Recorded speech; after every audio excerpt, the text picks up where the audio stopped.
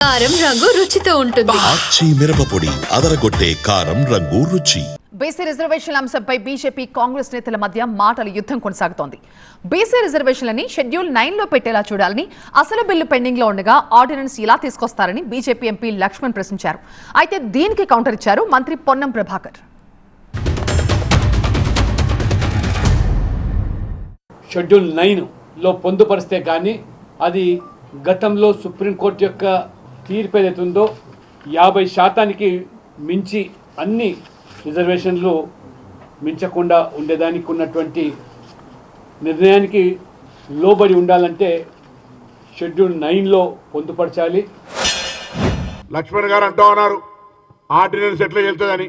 నేను అడుగుతా ఉన్నాం, ఇలా మేమందరం కూడా తెలంగాణ రాష్ట్ర శాసనసభ చట్టం చేసి గవర్నర్ గారి ఆమోదం పొందిన తర్వాత నిజంగా బీజేపీలో మీకు సమర్థవంతమైనటువంటి మాట చెల్లితే రాష్ట్రపతి గారి ఆమోదం పంపించి 9వ షెడ్యూల్లో పెట్టించి ఎటువంటి ఆటంకాలు లేకుండా తీసుకుపోండి అని చెప్పి కోరుతా ఉన్నాం. ఒకవైపు మీరు పంపించినటువంటి బిల్లు రాష్ట్రపతి దగ్గర పెండింగ్లో ఉన్నప్పటికీ ఆ బిల్లు పట్ల ఇంకా ఏమీ తేల్చకముందే ఈ ఆర్డినెన్స్ తీసుకురావడంలో మతలబు ఏమిటి?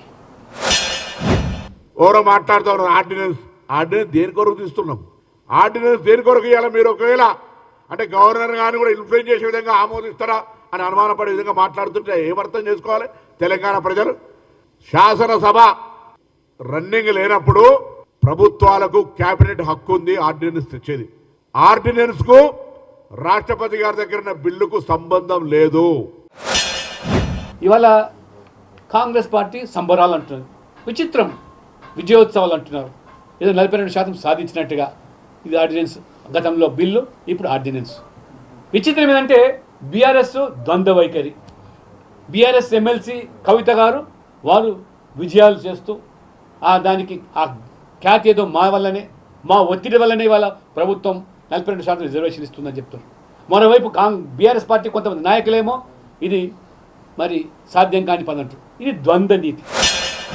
బీజేపీ టీఆర్ఎస్ పార్టీలు రెండు ఒకటే, ఢిల్లీలో తోసి గలీలోకి ఇద్దరు వాయిస్ ఒకటే. చూడండి ఏం మాట్లాడినా వాళ్ళు ఇద్దరు కలిసి దొంగ దొంగ అన్నట్టుగా ఇద్దరు కూడా కలిసి కాంగ్రెస్ పార్టీని సిద్ధాంతపరంగా వ్యతిరేకించడానికి బీసీలకు చేస్తున్న న్యాయాన్ని అనుమానాస్పదంగా ఒక చిత్రీకరించే ప్రయత్నంలో మీరే న్యాయపరమైన చిక్కులు తెచ్చే విధంగా పార్టీనే ఆనాడు మండల్లో కమండలు ఎట్లా అన్నారో ఇప్పుడు లీగల్ ఇష్యూస్ తెచ్చే ప్రయత్నం చేస్తున్నా.